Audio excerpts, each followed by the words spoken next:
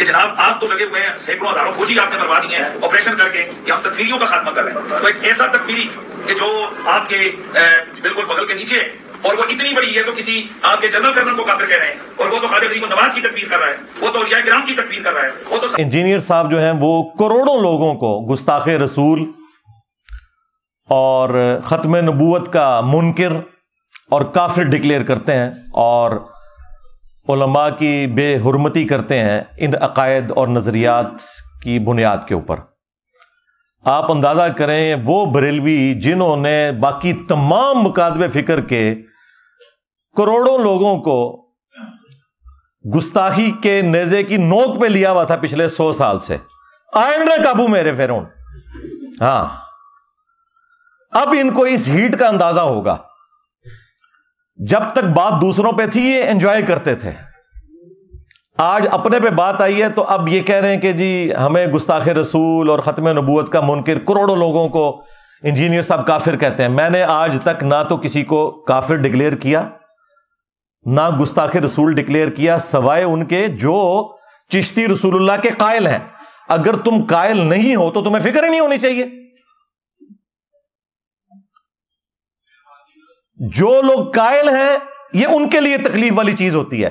جب تمہارا دعویٰ ہے کہ ہمارا یہ کلمہ ہی نہیں ہے, ہمارا کلمہ لا الہ الا اللہ محمد رسول اللہ ہے, اور انجینئر صاحب جھوٹا الزام لگا رہے ہیں, پھر کوئی تکلیف نہیں ہونی چاہیے. بس پھر عوام کو یہی بتایا کرو کہ یہ کتابیں ہم نے نہیں چھاپی, ہمارے بزرگوں نے یہ نہیں فرمایا, ہم نے مناظرے نہیں کیے, تاکہ عوام آپ کی شکل, آپ کی پرانی ویڈیوز کی شکل میں آپ کے سامنے رکھے کہ جھوٹ بولنا بند کرو.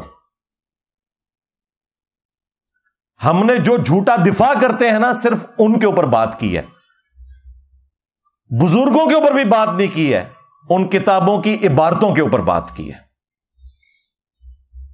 تو یہ بالکل ان کا جو الزام ہے یہ ردی کی ٹوکری میں پھینکنے والا ہے.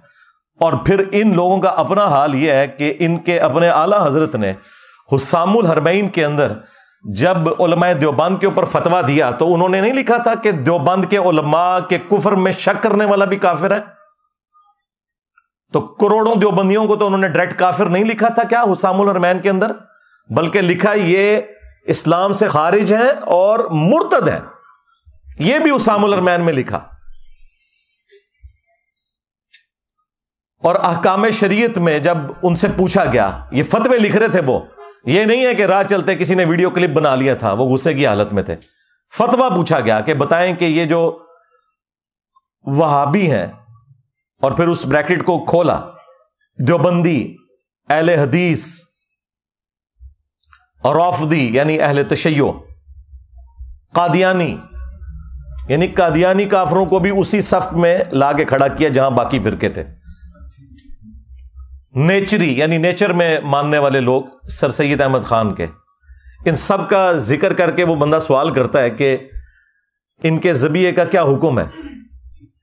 تو وہ اعلیٰ حضرت پھر قول زری ارشاد فرماتے ہیں ان ساروں کو ذکر کر کے, دیوبندی, اہل حدیث, وہابی, قادیانی, نیچری, رافضی, وہ کہتے ہیں یہ سب کے سب 1,00,000 دفعہ بھی اللہ کا نام لے کر جانور کو قربان کریں تو ذبیحہ مردار ہی رہے گا, اور یہ سب کے سب مرتد ہیں یعنی واجب القتل ہیں. شمشیر اعلیٰ حضرت صاحب, تمہارے اعلیٰ حضرت تو اپنے سوا سارے فرقوں کے علماء اور ان کی پبلک کو واجب القتل قرار دیتے ہیں. تم لوگوں کی یہ جرت ہے کہ تم آج آ کے ہم سے بھیک مانگ رہے ہو کہ جی ہم پہ بات کیوں کر رہے ہیں. اب تمہیں ہیٹ محسوس ہوگی. یہ اللہ کی سنت ہے کہ اللہ تعالی نے موسیٰ علیہ السلام کی پرورش دربار فرعون میں کی تھی, اور میری پرورش جو ہے وہ بریلوی خاندان کے اندر کی ہے. مجھے پتا ہے ہم یہی کچھ کرتے رہے دوسروں کے ساتھ, اس لیے مجھ سے تو کوئی چیز چھپی ہوئی نہیں ہے. تو میں نے پھر بھی کبھی کسی کو کافر نہیں کہا, صرف عبارتوں پہ بات کی ہے, یا جو ان عبارتوں کا جھوٹا دفاع کرتے ہیں. عام بریلوی, دیوبندی, اہل حدیث, شیعہ کو کبھی بھی کافر نہیں کہا, ان کے بڑے علماء کو بھی کبھی کافر نہیں کہا. اعلی حضرت میرے سوا کوئی اور بولتا ہے ادر دین بریلوی؟ میں ہی بولتا ہوں نا, تو رسپیکٹ کے ساتھ ہی نام لے رہا ہوں نا. اور پھر اعلیٰ حضرت کے جو ملفوظات ان کے اپنے بیٹے نے جمع کیے، جو پہلی جلد ہے اس کو تو اعلیٰ حضرت نے خود پڑھا ہوا ہے ملفوظات کی، اور اس کی شان میں ربائی لکھی ہوئی ہے، اور وہ ملفوظات کے اینڈ پہ پرنٹ ہوئی ہوئی ہے۔ مفتی اعظم ہند مصطفیٰ رضا خان نوری، یعنی جو انڈیا میں بریلویوں کے مفتی اعظم، 1981 میں ان کی ڈیتھ ہوئی ہے، جن کی وہ مشہور زمانہ نعت ہے، تو شمع رسالت ہے عالم تیرا پروانہ، انہوں نے یہ ملفوظات جمع کیے ہیں۔ 3 سوال ہوئے ہیں اعلیٰ حضرت سے۔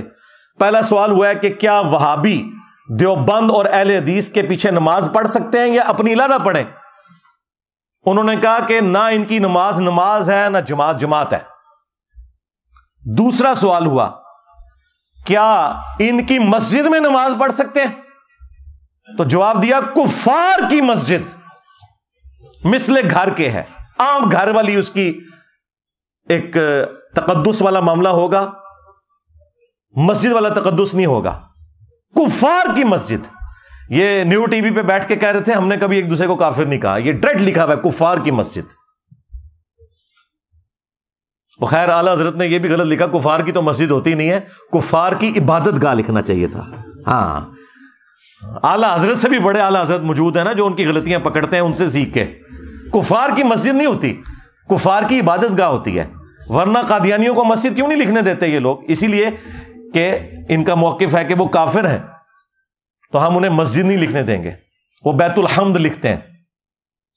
تو پھر یہ کیوں کہتے ہو کہ وہابیہ کی جو مساجد اور ان کو لکھا کفار کی مساجد، یہ لکھا کریں کفار کی عبادت گاہیں۔ اور تیسرا سوال ہوا اذان، تو انہوں نے کہا کہ نماز اور جماعت کی طرح ان کی اذان بھی باطل ہے۔ ہاں اگر اللہ کا یا رسول اللہ کا نام آئے تو آپ عز وجل وصلی اللہ علیہ وآلہ وسلم کہہ لیں، بس اس سے زیادہ کوئی اذان کا بھی احترام کرنے کی ضرورت نہیں ہے، نہ اذان کا جواب دینے کی ضرورت ہے۔ یہ مفتی حنیف قریشی صاحب کے اعلیٰ حضرت کا حال تھا۔